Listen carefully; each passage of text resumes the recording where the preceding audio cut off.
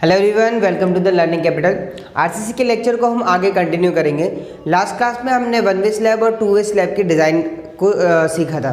आज के इस वीडियो में मैंने जो टॉपिक स्टार्ट करने जा रहा हूँ वो है स्टेयरकेस। इस टॉपिक को इसलिए चूज़ कर रहा हूँ मैं क्योंकि इसकी जो डिज़ाइनिंग है वो स्लैब की डिज़ाइनिंग के जैसे ही है। सिर्फ लोड कैलकुलेशन का एक स्टेप है जो अलग है, बाकी पूरी की पूरी डिज़ाइन जो आपकी स्लैब है उसी की जैसी है। तो आपको एक समझ में आ जाएगा कि आपको इसमें बहुत ज़्यादा स्टडी नहीं करनी। अगर आप स्टार्टिंग के 2 स्टेप्स भी कर लेते हैं तो आपका ये टॉपिक भी अच्छे से तैयार हो जाएगा।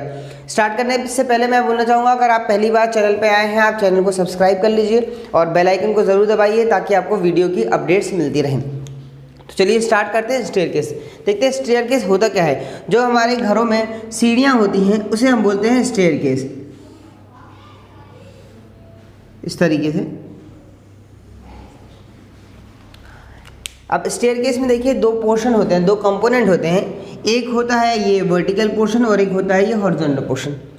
तो ये जो वर्टिकल पोर्शन है इसको हमने नाम दिया है राइजर, जिसको हम आर से डिनोट करेंगे, राइजर यानी कि आर। और जो हॉरिजॉन्टल पोर्शन है इसको हम टी से डिनोट करेंगे यानी कि ट्रेड। टी से डिनोट कर रहे हैं ट्रेड की तरह, ठीक है। अब क्या होगा इसका एक और कंपोनेंट क्या होगा, ये थे आपके स्टेप्स। ये जो कंबाइंड है इसको बोलते हैं स्टेप। तो ये हो गया आर, ये हो गया टी। अब ये वाला जो डिस्टेंस है इसको हमने नाम दे दिया है बी, जिसका यहाँ से यहाँ तक का डिस्टेंस इसका नाम दे दिया हमने बी। अब इन स्टेप्स के नीचे एक हम स्लैब प्रोवाइड करते हैं। यहाँ बना देता हूँ इसको। यहाँ हम एक स्लैब प्रोवाइड करते हैं। इस स्लैब को बोलते हैं waste slab, WAIST, waste slab. इस वेस्ट स्लैब की जो थिकनेस होती है उसको हम टी से डिनोट करते हैं, जो कि यहाँ से यहाँ तक होगी, ठीक है। इस पोर्शन से लेके यहाँ तक की जो आपकी डायमेंशंस रहेगी इसको हम कैपिटल डी से डिनोट करेंगे, जिसे आप ओवरऑल डेप्थ बोल सकते हैं। तो आ गया कैपिटल डी। और इफेक्टिव डेप्थ जो रहेगी इसको हम स्मॉल डी से डिनोट करेंगे। तो देखिए हमारे पास कुछ फॉर्मूले बन गए हैं, वो हम देख लेते हैं। स्मॉल बी क्या है, यहाँ पे देखिए ट्रायंगल बन रहा है। तो स्मॉल बी कैसे कैलकुलेट कर सकते हैं आप, under root of T square plus R square. T square plus R square कर दिया तो हमें बी की वैल्यूज मिल गई। उसके बाद हम स्मॉल टी को कैसे कैलकुलेट करेंगे, small t is equal to 1/20 of the span plus cover. Cover को ज़्यादा नहीं रखेंगे, ये स्लैब है यहाँ पर, ध्यान रखिए। तो कवर को आप 20 से 30 के आसपास रखिए, 20-30 से mm, ठीक है। तो यहाँ से आप टी निकाल लेंगे। तो टी जो है thickness of the waste slab. उसके बाद हम क्या निकालेंगे, हम निकालेंगे डी। तो डी के लिए एक डायरेक्ट फॉर्मूला है यहाँ पर, D is equal to T plus R T by B. यहाँ से आप कैपिटल डी को निकाल लेंगे जो आपकी ओवरऑल डेप्थ कहलाएगी। इसके बाद जो इफेक्टिव डेप्थ निकलेगी स्मॉल डी, ये होता है यहाँ पर d/2। तो ये बेसिक कंपोनेंट हैं स्टेयरकेसेस के। और डिज़ाइनिंग में हम करेंगे तो हमें काम वही कर रहा है। स्टेप्स में क्या आएगा, लोड कैलकुलेशन करना है। उसके बाद आप MU निकालेंगे। MU निकालने के बाद MU लिमिटिंग से आप चेक लगाएंगे। अगर ये छोटा आ रहा है तो आपका अंडर इन्फो सेक्शन हो जाएगा। और उसके बाद आप क्या निकालेंगे, एरिया ऑफ स्टील निकाल लेंगे। उसके बाद आप ये मेन बार्स के लिए और एक डिस्ट्रीब्यूशन बार के लिए। इतने आपके कुछ स्टेप्स होते हैं, इन्हीं स्टेप्स को हम फिर से फॉलो करेंगे। तो क्वेश्चन के साथ देखते हैं इसकी डिज़ाइनिंग कैसे करते हैं।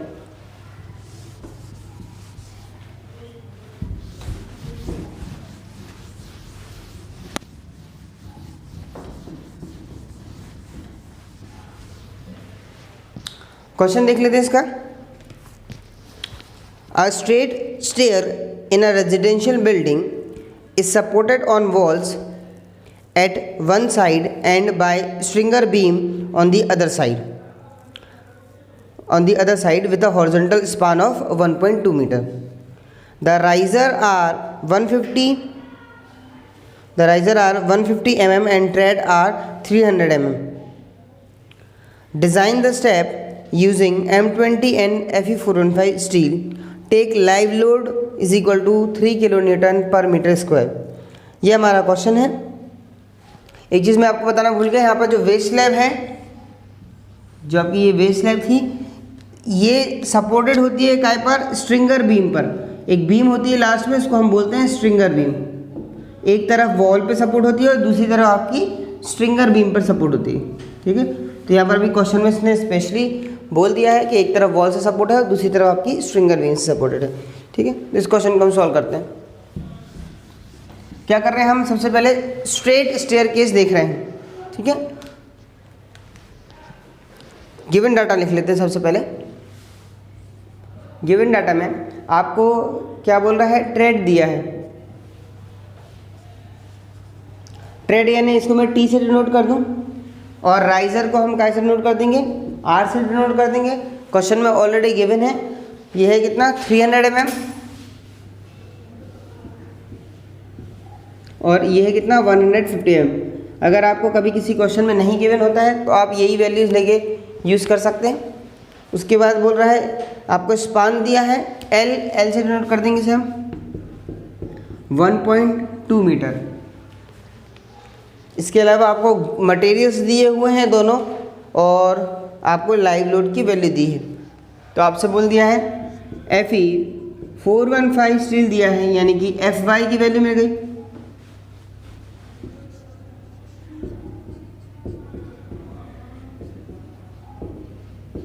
और M20 कंक्रीट दिया है, यानी कि FCK की वैल्यू मिल गई। ये सारी चीज़ें आपको गिवन है इस क्वेश्चन में। अब इनको हम सॉल्व करेंगे इसकी मदद से। सबसे पहले जो आपके डायमेंशंस हैं, जो कंपोनेंट हैं, हम उनको कैलकुलेट कर लेते हैं। तो स्टेप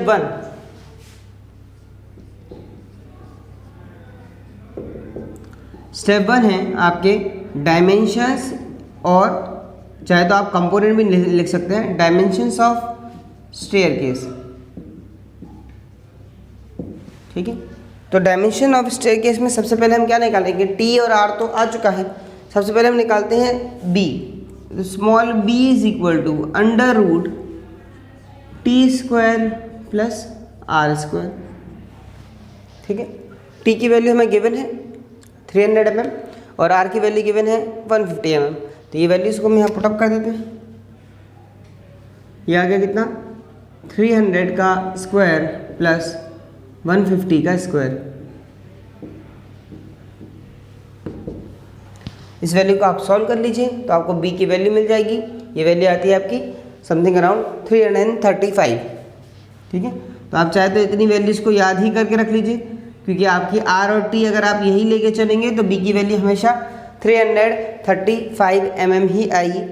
नेक्स्ट हम क्या करेंगे, हम थिकनेस ऑफ बेस स्लैब निकाल देंगे।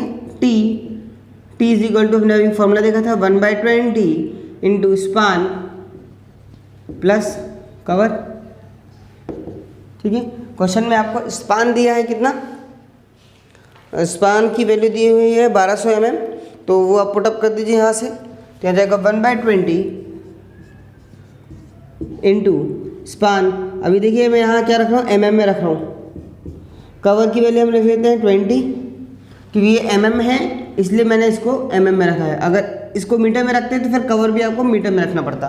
ठीक है, इसको आप सॉल्व कर लीजिए तो यहाँ से कट जाएगा, ये इसको काट दीजिए, आ जाएगा कितना, 60 प्लस 20 इज 80 mm। ठीक है, जनरली जो थिकनेस रहती है वो 80 से 100 mm के बीच में ही रहती है। तो ये आपकी थिकनेस आ गई। थिकनेस आने के बाद हम ओवरऑल डेप्थ निकाल लेंगे।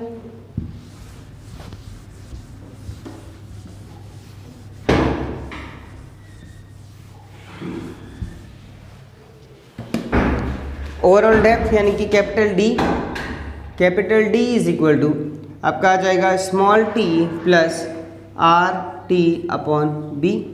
सारी चीज़ें हैं हमारे पास, स्मॉल टी भी है, आर भी है, कैपिटल टी भी है और बी भी है।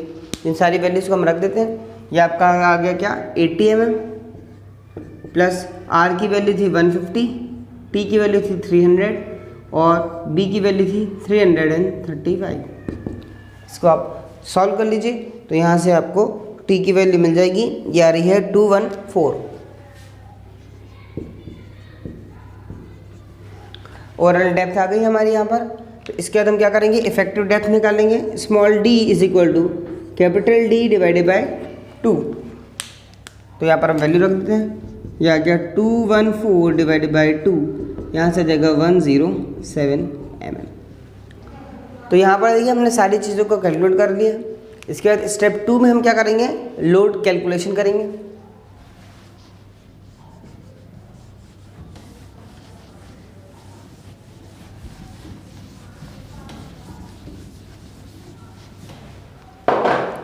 जो स्टेप 2 है हमारा वो है load calculation. Load calculation.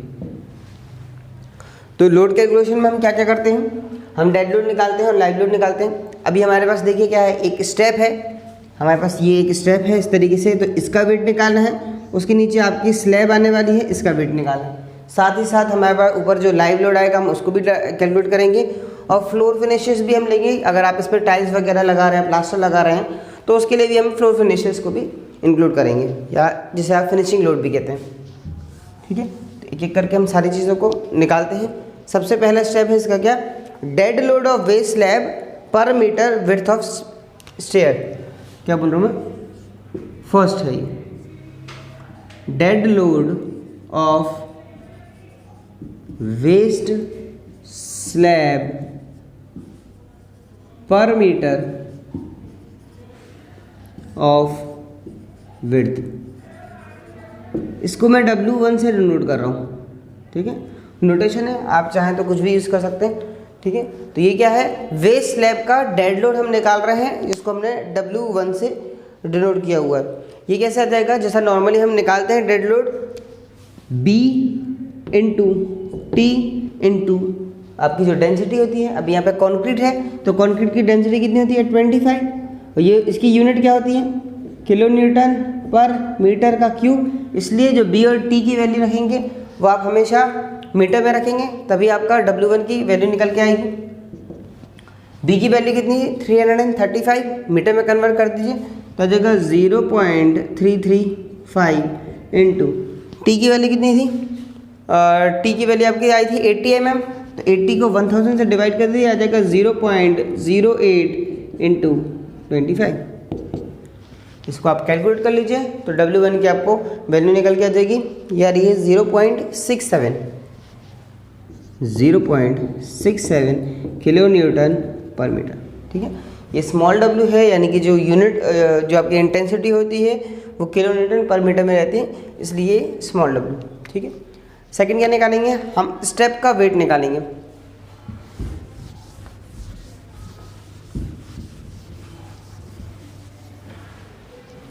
Second हम निकालेंगे dead load of each step पर मीटर विड्थ ऑफ स्टेयर। ये आ गया second part, dead load DL of step पर मीटर विड्थ ऑफ स्टेयर। ठीक है, इसको हम W2 से डिनोट कर रहे हैं।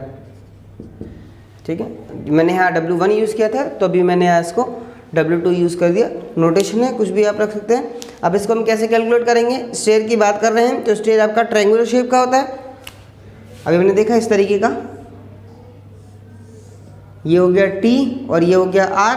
तो अगर हमें इसका एरिया निकालना है तो 1/2 बेस इंटू हाइट, तो वही फॉर्मूला यहाँ आ जाएगा। ये जाएगा 1/2 into R into T into जो आपका यूनिट वेट है, कॉन्क्रीट बना रहे हैं तो कॉन्क्रीट का यूनिट वेट होता है 25 RCC का, तो वो रख दिया हमने यहाँ पर। इसको आप सॉल्व कर लीजिए तो आपको W2 की वैल्यू आ जाएगी। R और T की वैल्यू मुझे पता है, तो यहाँ से आ जाएगा 1/2 इंटू R की वैल्यू है 300 mm,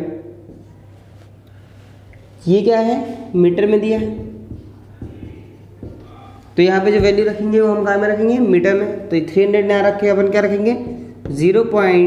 आप यहाँ से आ जाएगा 0.3 इंटू 150 है, सॉरी ये आर के नहीं, ये आर की वैल्यू 150 दी हुई है, तो 150 को 1000 से डिवाइड कर दिए। चाहे तो आप ऐसा भी ले सकते हैं 150 divide by 1000 into 300 divide by 1000, एक ही बात है, इंटू 25। अगर आप कन्वर्ट करना कभी भूल जाते हैं तो आप ऐसा भी लिख सकते हैं। तो W2 को आप कैलकुलेट कर लीजिए, इसकी वैल्यू आ रही है कितनी, 0.5625 किलो न्यूटन पर मीटर, ये आ गई W2 की वैल्यू। तो ये हमारे डेड लोड निकल गए। नेक्स्ट हम क्या करेंगे, इसमें लाइव लोड आपको क्वेश्चन में गिवन है, तो लाइव लोड कहाँ पर आएगा, हमारा जो आपका ट्रेड है उसके ऊपर आएगा। उसकी वैल्यू दी है 3 किलो न्यूटन पर मीटर स्क्वायर, तो उसे हमें क्या करना पड़ेगा, ट्रेड से मल्टीप्लाई करना पड़ेगा। तो यहाँ पर हमारा थर्ड स्टेप आ जाएगा लोड कैलकुलेशन के अंदर।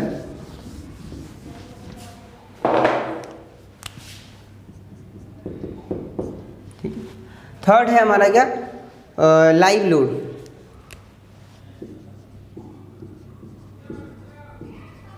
लाइव लोड की वैल्यू क्वेश्चन में हमें दी हुई है कितनी, 3 किलो न्यूटन पर मीटर स्क्वायर।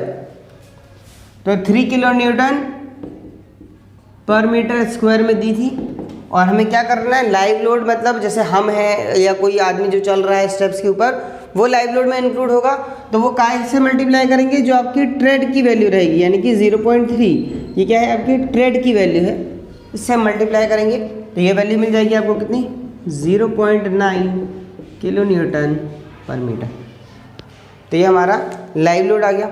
इसके बाद हम एक फिनिशिंग लोड को भी कंसिडर कर लेंगे 1 किलो न्यूटन पर मीटर के हिसाब से।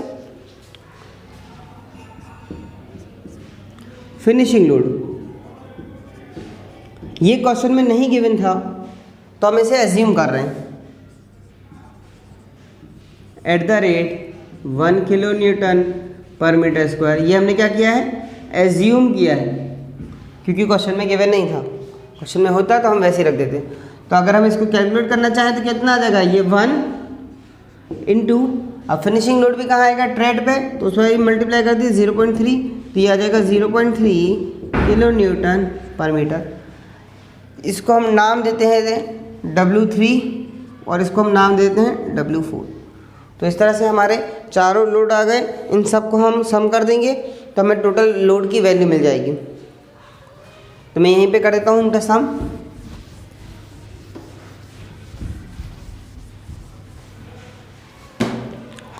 टोटल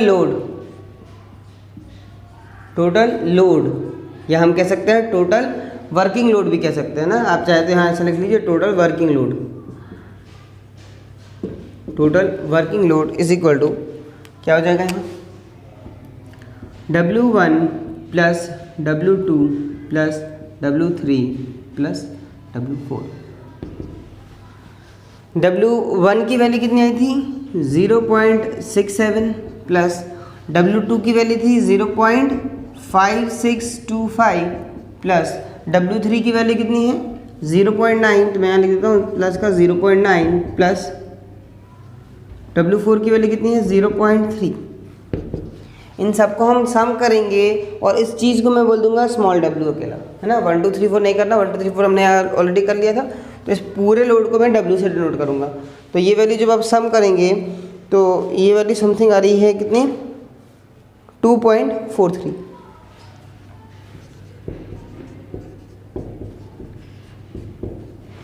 तो ये हमें क्या मिला है, टोटल वर्किंग लोड। अब हमें क्या करना पड़ता है, वर्किंग लोड को मल्टीप्लाई करना पड़ता है 1.5 से, ताकि आपका फैक्टर्ड लोड मिल जाए। तो हम यहाँ निकालेंगे factored load. Factored load is equal to 1.5 into W.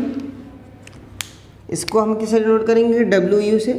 इसको कभी कभी एक अल्टीमेट लोड भी बोलते हैं। तो जाएगा 1.5 इंटू 2.43। इसको आप कैलकुलेट कर लीजिए तो आपको अल्टीमेट लोड की वैल्यू मिल जाएगी, ये आ रही है 3.64।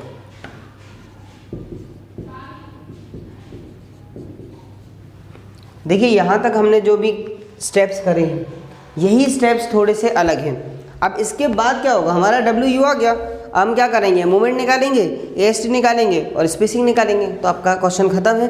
ठीक है, तो ये यहाँ तक का स्टेप जो है स्लैब से अलग था। अब आगे वाले जो स्टेप्स हैं वो एज इट इज़ हैं जैसे स्लैब में हैं। तो निकाल लेते हैं हम फटाफट। स्टेप 2 आपका हो चुका है, स्टेप 3 करेंगे हम।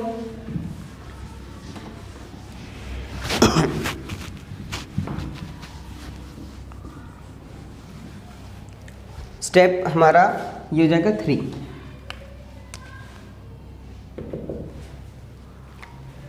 स्टेप 3 में हम क्या करेंगे, डिज़ाइन बेंडिंग मोमेंट कैलकुलेट करेंगे या मैक्सिमम बेंडिंग मोमेंट करेंगे। तो स्टेप 3 हम लिख देते हैं design bending moment.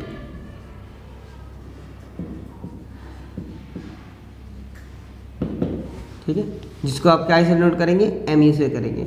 M U is equal to W U L square by 8। डब्ल्यू की वैल्यू हमें अभी हमने यहाँ से कैलकुलेट कर ली है। एल की वैल्यू क्वेश्चन में आपको गिवन है 1.2 मीटर, तो यहाँ वैल्यू रख दीजिए। यह जाएगा 3.64 इंटू एल की वैल्यू 1.2 मीटर दी हुई है क्वेश्चन में, डिवाइड बाय 8 कर दिया, तो यहाँ से एम यू की वैल्यू निकल के आ जाएगी। ये आ रही है 0.656।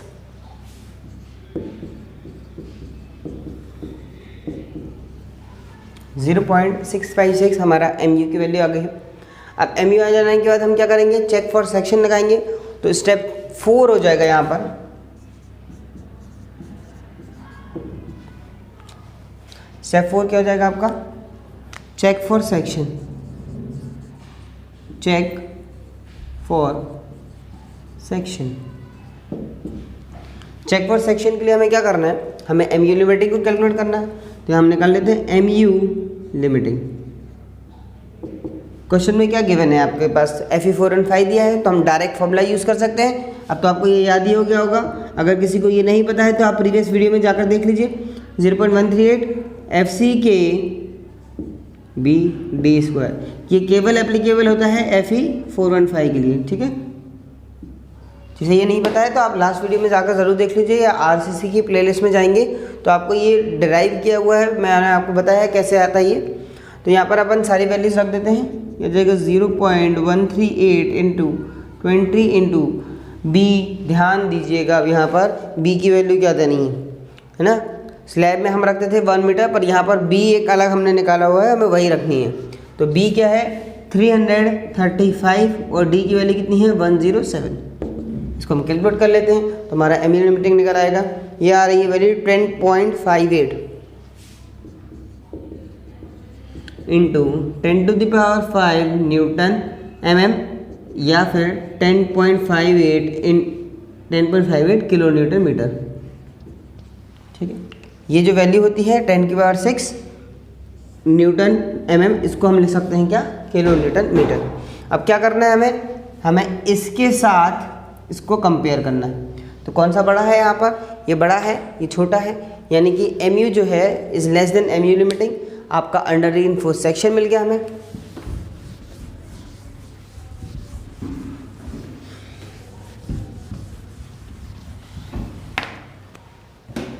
ठीक है, तो आपका जो एम यू है is less than M U limiting. इसकी वैल्यू बहुत छोटी आ रही है 0.65 और ये वैल्यू आ रही है 10.58। इसलिए यहाँ हम लिख सकते हैं hence it can B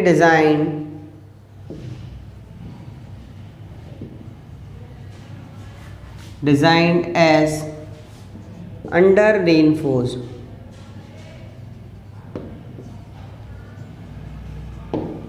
section. ठीक है, तो यहाँ से हमारा आ गया कि अंडर रीइंफोर्स्ड सेक्शन की तरह हम इसको डिज़ाइन कर सकते हैं। नेक्स्ट स्टेप में हम क्या करेंगे, एरिया ऑफ टेंशन रीइंफोर्समेंट को कैलकुलेट करेंगे। निकाल लेते हैं यहाँ पर। स्टेप हमारा 5 आ जाएगा। स्टेप 5 हमारा क्या, एरिया ऑफ स्टील या रीइंफोर्समेंट, जो भी आप लिखना चाहें, या फिर टेंशन रीइंफोर्समेंट, कुछ भी लिख सकते हैं। इसको हम AST से नोट करेंगे। ठीक है, तो यहाँ क्या आ जाएगा AST का हमारे पास डायरेक्ट फॉर्मूला है 0.5 FCK upon FY bracket 1 minus under root 1 minus 4.6 MU upon FCK B into D square into में आ जाएगा B इंटू डी। ध्यान रखिएगा ये 10⁶ वाले के साथ है ना, मतलब आपको ये वाली वैल्यू नहीं रखनी, ये वाली वैल्यू रखनी है। तो ये जो 10⁶ है ये मैंने ऑलरेडी यहाँ रख दिया। ठीक है, आप रिपीट करके फिर से 10⁶ मत रख देना है ना, या फिर आप इस फॉर्म में यहाँ से हटा दो इसको। और बस ये याद रखिएगा, ये क्या रखनी है, न्यूटन mm वाली वैल्यू रखनी है, यानी कि 10⁶ के साथ वाली वैल्यू को पुटअप करना है। ठीक है, तो यहाँ पर आप सारी वैल्यूज रख देते हैं।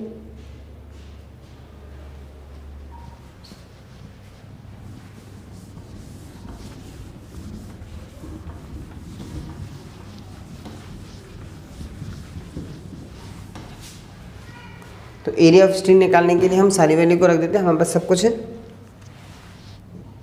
AST is equal to 0.5 into FCK की वैल्यू कितनी है 20 और FY की वैल्यू कितनी 415। Now it is 1 minus under root, यहाँ जाएगा 1 माइनस 4.6 इंटू MU कौन सी वैल्यू रखनी है, जो आपकी छोटी आती है, मतलब MU छोटा है यहाँ पर, तो वो वाली वैल्यू रखेंगे। वो आई थी कितनी 0.65 कुछ वैल्यू आई थी इसकी, चेक कर लेते एक बार। 0.656 इंटू 10⁶, ठीक है, डिवाइडेड बाय FCK की वैल्यू 20, B की वैल्यू कितनी है 335 और D की वैल्यू कितनी है आपकी 107 और इसका स्क्वायर है, ये मत भूलेगा, मल्टीप्लाई में है 335 यानी B और 107 यानी कि D। ठीक है, इसको आप सॉल्व कर लीजिए। सॉल्व करने के लिए ध्यान रखिएगा, सबसे पहले आप ये वाला जो टर्म है पूरा, इसको आप पूरा मल्टीप्लाई करके सॉल्व कर लीजिए। तो 0.8 0.9 के आसपास कुछ वैल्यू आएगी, 1 में से उसे माइनस करिए, अंडर रूट करके आप सर्ट को सॉल्व कर लीजिए।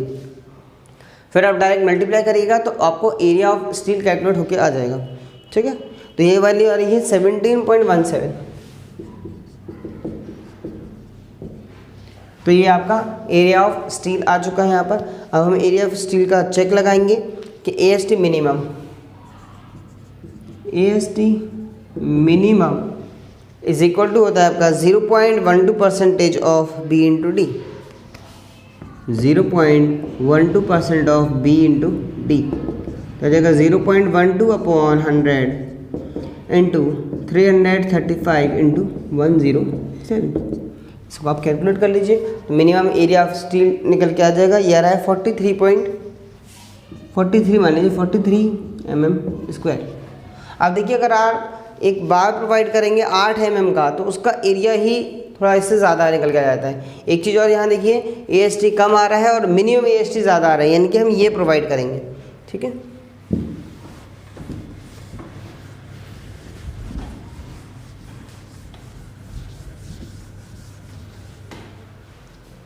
तो हमारा AST जो है, AST मिनिमम से छोटा आ चुका है, तो हम कितना प्रोवाइड करेंगे, यहाँ मैं लिख देता हूँ, AST is less than AST minimum, therefore provide AST minimum. ठीक है, जो बड़ा आएगा वो उसको हम प्रोवाइड करेंगे। तो अब कैसे करेंगे हम प्रोवाइड, हम एक बार ले लेते हैं, provide 1 bar of 8 mm dia. तो अगर हम 8 mm का एक बार लेते हैं तो AST प्रोवाइडेड कितना हो जाएगा,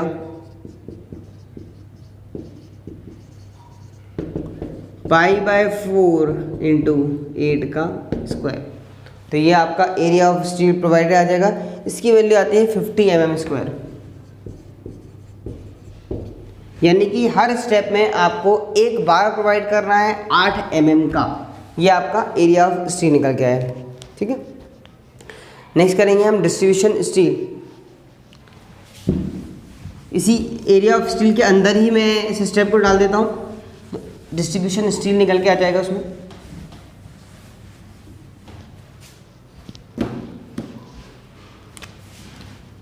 अलग स्टेप नहीं बनाया मैंने, इसी में लिख देता हूँ क्योंकि हमने एरिया ऑफ स्टील लिख दिया था उसमें। तो ये आ जाएगा डिस्ट्रीब्यूशन स्टील, चाहे तो आप इसको AST/D से डिनोट कर सकते हैं। नोटेशन है, आप कुछ भी रखिए, कोई फ़र्क नहीं पड़ने वाला। एरिया ऑफ स्टील जो है वो उसको हम AST से डिनोट करते हैं और डिस्ट्रीब्यूशन है इसलिए हमने उसको D से साथ में डिनोट किया हुआ है। तो ये कितना आएगा, डिस्ट्रीब्यूशन स्टील जो आपका पहले फॉर्मूला आता था वही है, 0.12% ऑफ बी इंटू डी। पर यहाँ ध्यान दीजिएगा, अब डिस्ट्रीब्यूशन की बात कर रहे हैं तो बी नहीं है, इसको मैं डबल डैश कर देता हूँ ताकि आपको याद रहे कि ये स्लैब की बात है और इसमें हमें 1000 mm रखना है। क्या जाएगा 0.12 अपॉन 100 इंटू बी डैश जो है कितना रखना है 1000 mm और डी की वैल्यू कितनी रखनी है 107। इसको आप कैलकुलेट करके बताइए ज़रा कितना आ रहा है। ये वैल्यू निकल के आई है आपकी 128 mm²।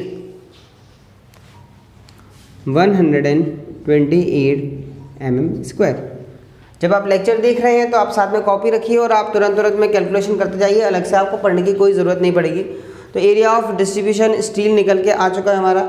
हम क्या करेंगे, स्पेसिंग को चेक लगा लेंगे। तो यहाँ पर लगा देते हैं स्पेसिंग कैलकुलेट कर लेंगे।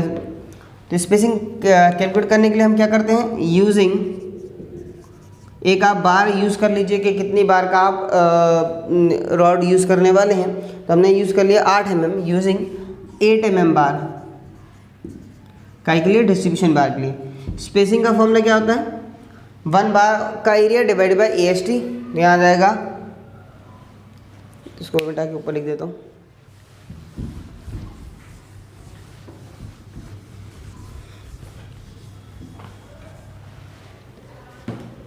ठीक है, तो आ जाएगा स्पेसिंग इज इक्वल टू 1 बार का एरिया कितना है π/4 इंटू आप कितना यूज़ कर रहे हैं 8 mm की बार यूज़ कर रहे हैं। तो आ जाएगा 8² divide by area of steel जो भी आया है यहाँ पर 128। तो आ जाएगा 128। ये क्या है आपका AST D इंटू में मल्टीप्लाई में आ जाएगा आपका कितना 1000 mm, जिसको आपने विड्थ है जो ये आ जाएगा 1000। तो यहाँ से स्पेसिंग कैलकुलेट आ जाएगा। ये वैल्यू आ रही है कितनी 391 आ रही है वैल्यू।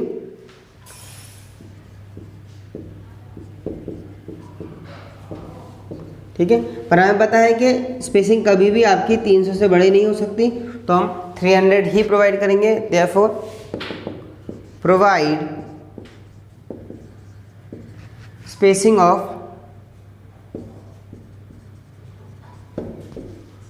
300 mm। ठीक है, सेंटर टू सेंटर। तो ये हमारा था स्टेयरकेस का क्वेश्चन। नेक्स्ट क्लास में हम देखेंगे आपका जो डॉग लेग स्टेयरकेसेस है। अगर आपको वीडियो पसंद आ रहा है तो दोस्तों के साथ लाइक और शेयर ज़रूर करिएगा। चैनल को सब्सक्राइब करिए और बेल आइकन को दबाइए ताकि वीडियो की नोटिफिकेशन आपको सबसे पहले मिले। Thank you for watching.